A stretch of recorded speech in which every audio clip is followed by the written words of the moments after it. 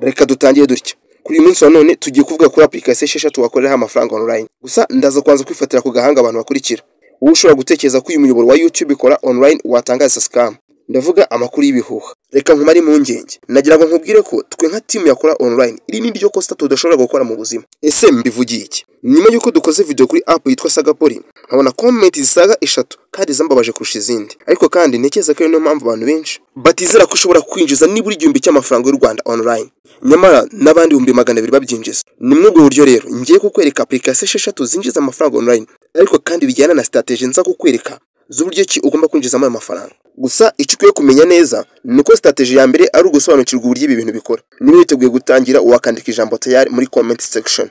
Umvase waba warigeze ubona umuntu ukubwira ngo urabona amafaranga online ku buntu nta gishoro? Birashoboka. Gusa icyo baje nuko abantu benshi bacyumva ijambo buntu n'irindi ngo nta gishoro, bahita batekereza ko bagiye kugenda bagahita binjiza amafaranga ku buntu kandi ntacyo bashoye. Birashoboka ko wakinjiza amafaranga online nta yandi watanze, ariko burya mu bintu bitatu ngiye kukubwira harimo kimwe watambye, ari nacyo cy'ingenzi ngo winjize ayo mafaranga. Utagira ngo nibagizira app esheshatu ngiye kukubwira cyangwa se ngo nagiye out of topic. Oya, yewe nta nubwo ndimo gutinza umwanya kubera views. No, aya makuru ngiye kugwa nonaha niyo ugomba kubanza kumenya kugira ngo mbere na mbere ubanze umenye neza uburyo ibi bintu bikora. Uretse n'igihumbi n'ibihumbi 200 birakunda, ahubwo ikibazo ni ukoresha strategy. Reka tubisobanure mu buryo. Mu by'ukuri ufite app igura savi aho ushobora kwinjiza nibura point 100 ku munsi. Aha ni urugero, zishobora no kuba 500 cyangwa zikajya no munsi y'ijana ho gato. Gusa reka dufate 100, hanyuma tuvuge ko point 1000 zingana n'ibiceri 350 by'amafaranga y'u Rwanda. Ariko kandi niko kuri, ntabwo bagwa 5 kuri izi point. Hanyuma nuko imibare neza uraza gusanga aya mafaranga uza kuyakorera mu minsi 10.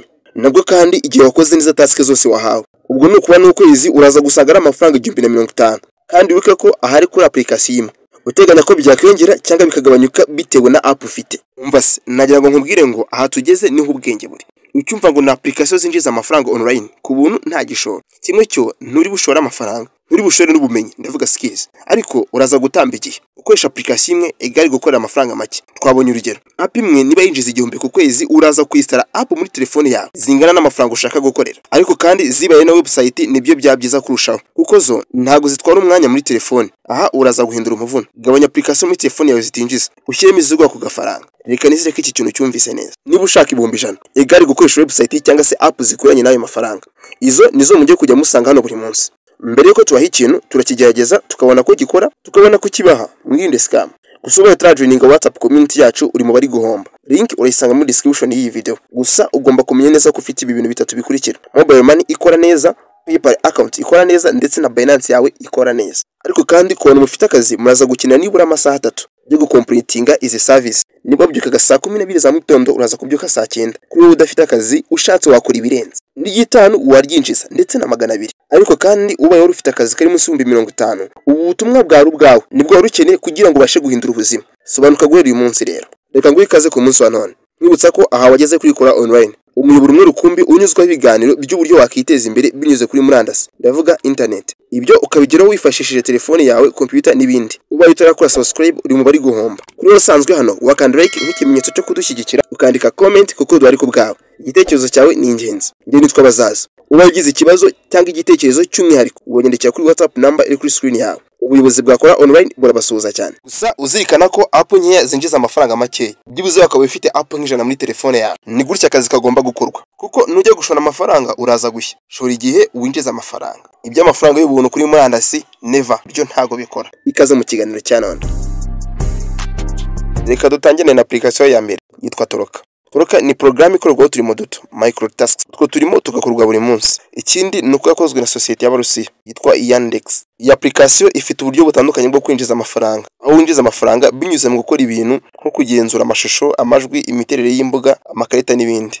Turimo tumura amasegonda cyangwa se iminota mike. Aho usanga karimo kamwe cyase task kagwa hagati ya 0.01 by'idolari ndetse n'idolari rimwe. Hanyuma aya mafaranga ukaba uyabona binyuze kuri PayPal, Skrill, Payoneer cyangwa cryptocurrency. Gusa ubaye ushaka amafaranga kuri Momo wakoresha service nka Easterpesa cyangwa Flutterwave.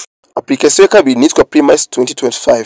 Iri program ikwishyura bitewe n'amakuru utanga, yaba ku bintu biri mu gace utuyemo ndetse n'ahandi. Iyi Primise ikawinjiza amafaranga mu buryo bukurikira: hari gufoto ibicuruzwa mu maduka, ibiciro, amafoto y'imihanda n'ibindi. Ugasubiza ibibazo, service n'utundi tubazo duto duto. hanyuma ukavuga kuri serivisi z'ibanze nk'amashanyarazi, amazi n'ubwikorezi. Ikindi ukwiye kumenya ni uko utu turimo cyangwa se task kwishyurwa hagati ya 0.02 kugeza kuri 1 na 0.5 by'idolari, hanyuma ukaba ubona amafaranga yawe binyuze kuri MTN Mobile Money cyangwa se Airtel Money. Ikidasanzwe ni uko yandikishije ukoresha nimero yawe isanzwe. App ya gatatu yitwa Honeygain. Application ikora gute? Ni ukuvuga iguha amafaranga binyuze mu gusharinga internet yawe, internet bandwidth. Winjiza mu buryo. Ni ukuvuga ngo ushyira program muri telefone yawe cyangwa se mudasobwa. Ikiza cyayo nuko nta kintu ukora. Wowe icyo ukora ni ugufungura application hanyuma ugasharinga internet gusa. Ugire nko ku kazi. Aha ndavuga nko kubona afite imashini. Ugasiga imashini yawe ifunguye irimo gusharinga internet ukigira ku kazi gasanzwe. Hanyuma kuri credit 2,000 gusa wemerewe gufata idolari rimwe. Bityo ayo mafaranga ukaba yishyurwa binyuze kuri PayPal, cryptocurrency cyangwa se Jump Task Wallet. Ku bantu badashaka kuyagumisha kuri PayPal, amafaranga ushobora kuyakura kuri PayPal ukoresheje serivisi y'ubwishyu nka Instapesa ukayahabwa kuri Momo. App ya kane yitwa Rwanda Microjob. Iyo ikora gute? Ni ukuvuga ni program y'abanyarwanda igufasha kubona amafaranga ukoresheje telefone. Dore uko winjiza amafaranga. Aha ureba video, ukareba amatangazo, ugasharinga linki, ukanamamaza ibikorwa by'abikorera. Hanyuma amafaranga wakoreye uyabona kuri MTN cyangwa Airtel Money. Ikindi kintu kirenze nuko ushobora kwishyurwa kenshi ku munsi cyangwa se buri cyumweru. App ya gatanu yitwa Tiyaba Rwanda. Iyi ikora gute? Ni ukuvuga ni program y'ubushakashatsi cyangwa se service. Ikaba application mpuzamahanga ikorera mu Rwanda. Aha winjiza amafaranga binyuze mu gusubiza ibibazo by'ubushakashatsi service. Aho save imwe igwa hagati y'amadolari 0.13 n'amadolari 2.25. Hanyuma uko usubiza byinshi niko winjiza menshi. App ya gatandatu ari nayo ya nyuma nitwa TGM Pano Rwanda. Iyi ikora gute? Ni ukuvuga iyi ni program ikora nka Tiyaba. Igwa service ukeneye hanyuma ugasubiza. Gusa aha ngaha karukemo gatandukanye nuko service cyangwa se ibibazo by'ubushakashatsi ubihabwa binyuze kuri email. Hanyuma izi service zayo zishyurwa hagati y'idolari 1 n'amadolari 4. Hanyuma amafaranga wakoreye uyahabwa kuri PayPal ukayahabwa nk'amayinite cyangwa se nka gift card.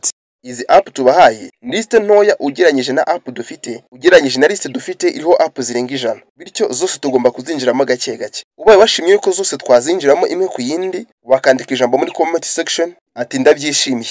Umva se reka nkubira akabanga. Ibi bintu ushaka wifata nk'akazi, kuko ibi ni ibintu uzakora bikaba byabasha kukubeshaho wowe n'umuryango wawe uba bishyizemo imbaraga. Ni ukuvuga niba ari application 50, 60, 70 ufite muri telefone yawe, niba ari website zisaga 30, 70 zikora ibi bintu uri gukoreraho buri munsi, bishatse kuvuga yuko uri mu kazi nta mwanya ufite wo gutakaza. Hagarika kuri scrollinga kuri za TikTok, Facebook ndetse n'ahandi. Hari uhagiye igihe umva ushaka kuruka mu mutwe gusa, naho muza musanzwe ube uri mu kazi kuri telefone yawe.